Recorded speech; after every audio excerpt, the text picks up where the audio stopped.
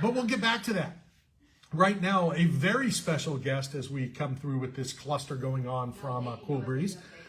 Good friend of the program, good friend of mine, and more importantly, getting ready to go hit that little golf ball in another state, another island. Frank Trigg. Frank, how are you? Not too bad. We appreciate your time. Every time I see you on TV, whether it's your acting gigs or refereeing, I get excited. I'm very happy. And obviously watching Saturday, you were back in the octagon doing what you now do in refereeing. Talk about that. Yeah, it was, it's weird because you get in there, to me it's just another fight. It could be LFA, it could be A1, it could be anything. But the UFC is like, it's a whole different animal.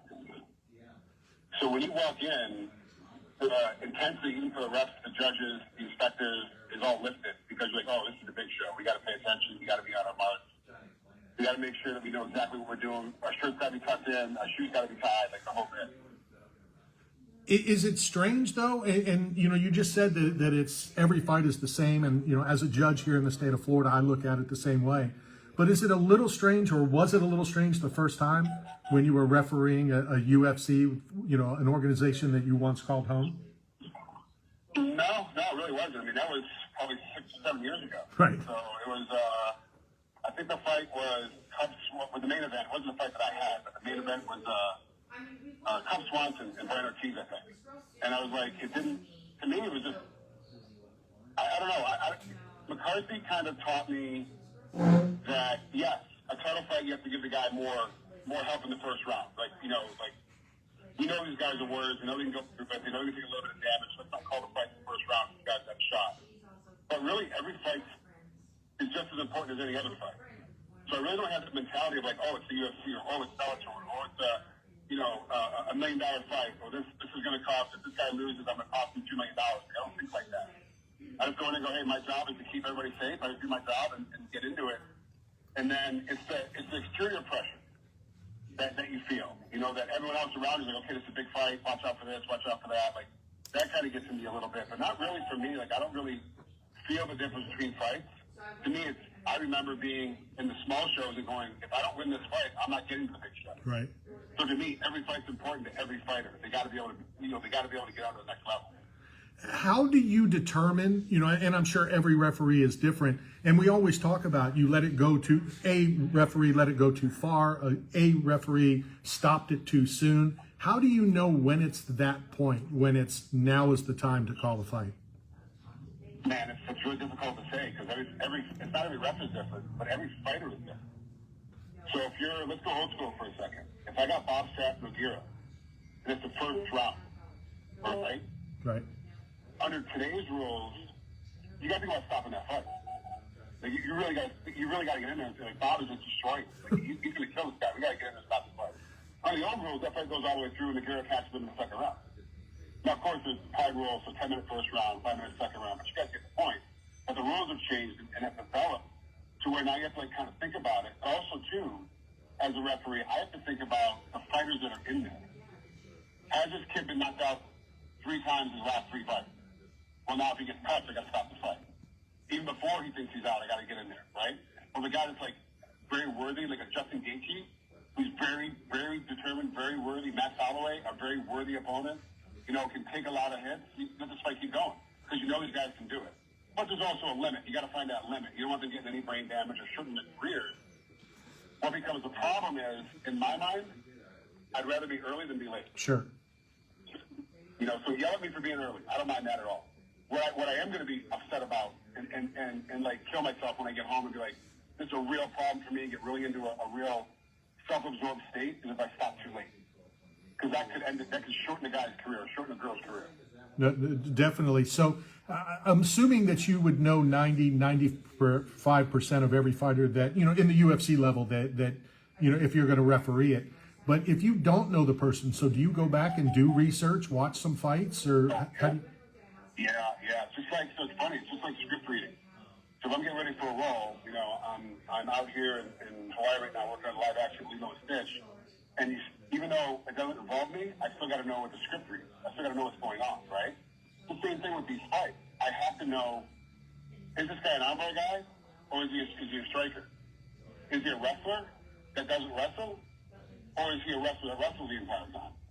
So I need to know these things before I get into the fight, because then it judges my position. It judges how close I am to the fight. If you notice, if they're big swingers, like the Taffa fight this weekend, right? I gave them a lot of space because these guys are big swingers. They're not going to try to wrestle. They're not going to try to go on the ground.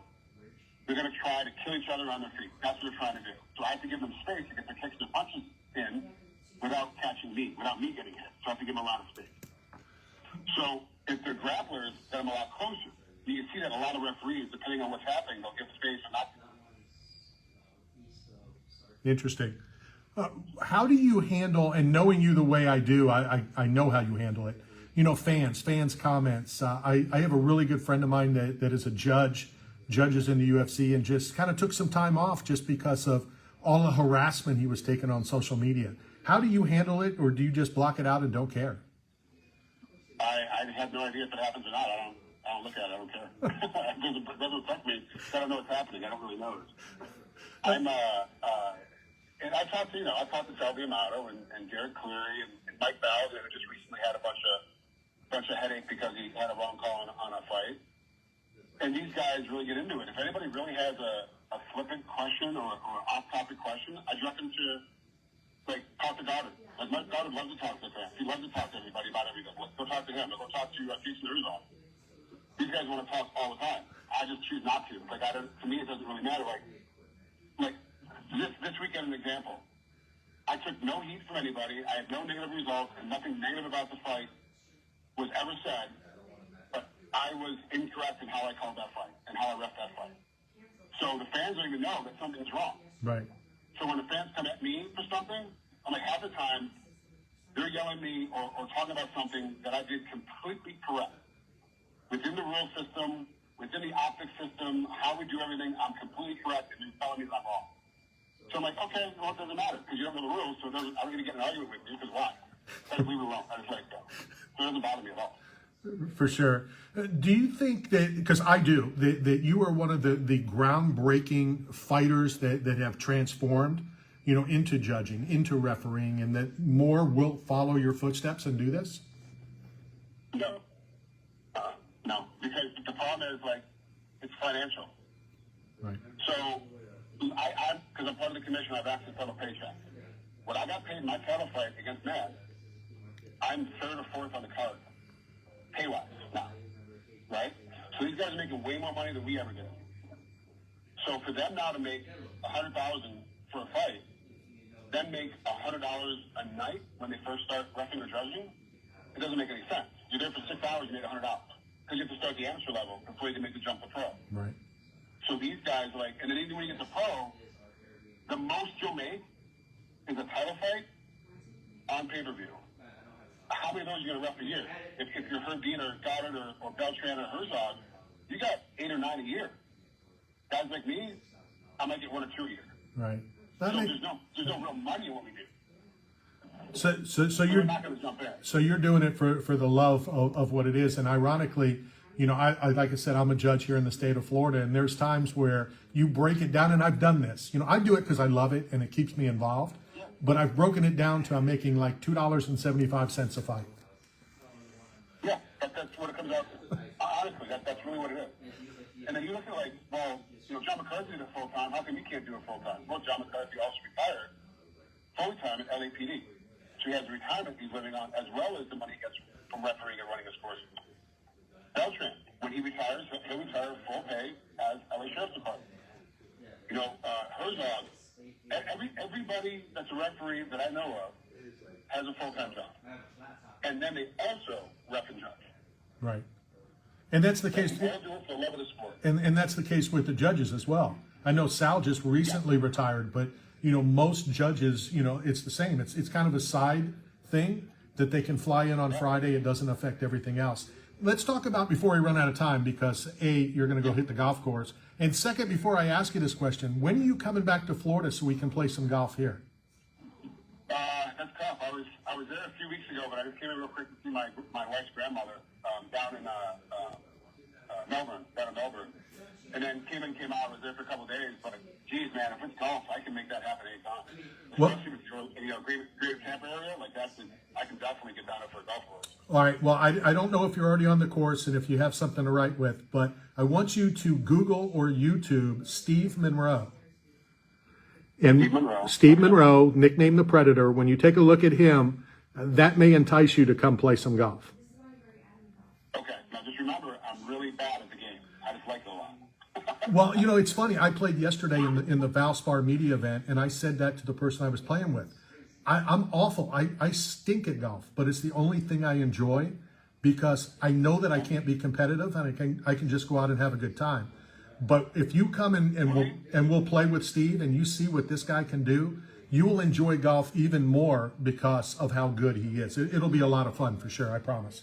Okay, good. I'm definitely gonna look him up for sure. Talk to us about your acting. Every time we touch base or I see you on social media, you've got another gig, you're in another TV or movie, or update us. It's been pretty good. I'm working on a few different projects. I was in Bass Reeves for just a short, quick run that's already out on Paramount Plus.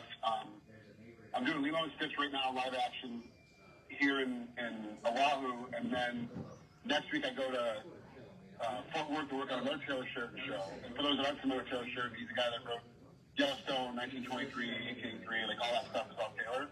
He also was doing this new show called Landman, and that's with Billy Bob Thornton, Jacob Laughlin, Demi Moore, John Hamm have all signed on, and we just started filming that. And I go out there next week to go film that for a week. But it's been pretty cool because I didn't think I was gonna find anything after fighting. I could actually really love, really get into and get my passion on again, and I found this. So now it's just like every time I turn around, I'm working with my friends all the time. It's actually pretty fun.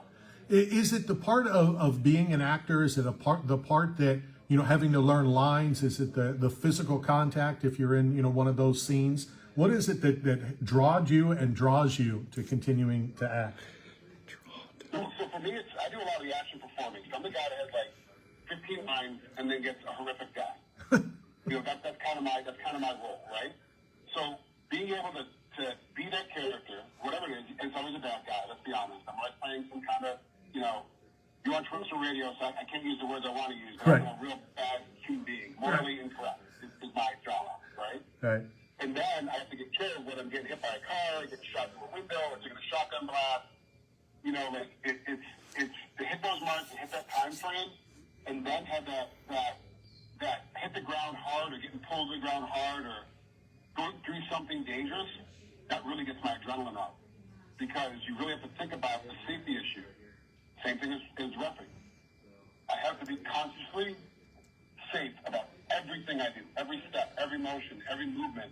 Is this going to be safe for camera? Is this safe for the guys that you guys don't see in the scene? Or is this going to be just about me? Is I'm going to be separate and I can do whatever I want and completely sell out? What is the process, to get a role? I mean, obviously you have to read in front of these people, blah, blah, blah, blah, blah. What about the nerves? What about all of that? If it's a part, and more importantly, a part that you really want. Dude, a lot of times they don't even tell you what's happening. You just go do it. And then I showed up the other day and I'm working with Sir Ben Kingsley. You're like, hold on, what happened? They're like, yeah, this is the role you read for. Like, you didn't tell me this. Kingsley's like, yeah, we don't want to tell you because it's a different. You'll be a different person then when you're trying to audition. So what they do is they don't even tell you who it is until you show up. And I was like, oh, I'm in this scene. I know he's on the show, but I didn't realize that the scene was actually with him. So now it's a whole different, and then everything puckers up when you get there. Like there's a whole, I'm in with Ben. This is very scary now. Right. I am super nervous. Like, now what do I got to do? Yeah. And then he's great. He's a gentleman, man. He's super pleasurable. He pops you down off the ledge, and you get the scene done in 2-3 takes, and you move on. Final question for you so you can go get ready for your golf. Obviously, you know that we live in the Tampa Bay area. It's as close to Hawaii, as you can be without being in Hawaii. So my question is, do I need to come out and experience and see Hawaii at some point, or have I seen it basically living in Clearwater? No. Hawaii island life is a different kind of lifestyle, man. It's when I came out here to work on Hawaii Sunnyboat and stayed to work on that, we've been talking for about 4 years. I met some of the kindest, nicest people you ever meet in the entire world. But you also have to remember this island was taken over by force. So every side has a little bit of angst in them. The local side, a little bit of like, we really want to be part of this system that we're in, but we're going to conform to the system, but we're still an island, so we're going to be separated from it. If you come out here, it's like, you know, on a Sunday, grab some Heinekens, grab a couple of ribeyes, and walk down the beach. And within 10 minutes, you'll find somebody you know, and you'll be able to join their picnic with their family, and you'll be totally welcome, you're totally happy. But if you act like an idiot, you get treated like an idiot. Yeah, for sure. It's very in your face. There's nothing behind you. There's nothing behind your back. If you're right to your face, you know where you stand. When you walk in, you know where you stand. When you walk away. You can't ask for anything more than that. So you mentioned if you walk down the beach, you're treated like family. How's your family doing? How's your wife? How's everybody? Everybody's doing really well. It's kind of surprising. Like the whole family, all the kids, the grandkids, godkids, they're all. I mean, everyone is thriving at this point. Like my entire small circle, my small group of internal guys, you know, guys and gals I talk to on a regular basis, all of us are doing extremely well right now, which is very rare. There's always one or two of us that are having a little bit of a bad time, but no one's having that right now. Everyone is doing amazingly well right now. So my entire world, as far as I'm concerned, my entire world is amazing. Well, that's definitely awesome. Frank, let's don't leave a 15-year break in between having you back on. I love talking to you. I miss you. And hopefully we can cross paths again very soon. Man, you can call me anytime. I'd love to come on again. We'll talk soon. Enjoy your golf. Thanks, guys. Appreciate it. Take care. That is Frank Trigg. Go back. You know, somebody made a post or a comment, and over 21 years I've known Frank Trigg. Good guy. Like I said, I truly miss him. A lot of times you say, I miss your brother. You know, do you mean it? You know, you just saw him or whatever. Frank Trigg's a good dude. Refereeing now, big shows, little shows, doing some movies and TV gigs. We've always talked via text. First time I've had him back on in a very, very long time. We'll talk more about Frank Trigg and a whole lot more. Let's go hit this break. Coming to you live from the Cool Breeze AC broadcast facility. This is Knockout Radio.